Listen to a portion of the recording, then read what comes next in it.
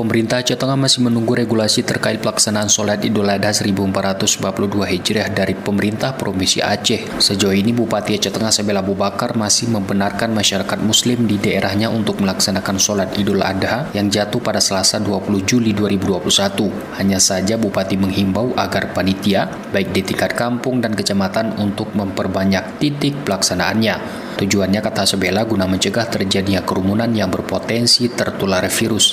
Bupati Sebela juga meminta kepada jemaah sholat Idul Adha di seluruh pelosok untuk memakai protokol kesehatan pencegahan COVID-19 dengan tetap menggunakan masker, mencuci tangan, menghindari kerumunan, dan mengurangi mobilitas. Silakan salat Idul Adha dengan mendapat titik di beberapa tempat, diperbanyak tempat salat kita. Hanya saja kita menunggu juga instruksi dari atasan kami nanti. Apa harus diberhentikan salat? Ya, kita berhentikan. Tapi saya tidak berani selaku pimpinan daerah ini, katakanlah saya tidak berani untuk melarang orang ya atau melaksanakan salat Idul Adha. Tapi saya mengimbau ditambah titiknya.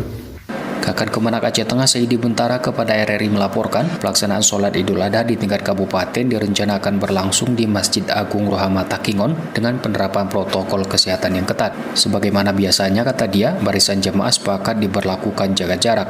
Jemaah juga dihimbau untuk tetap menggunakan masker dan tidak berkerumun setelah pelaksanaan sholat dan khutbah.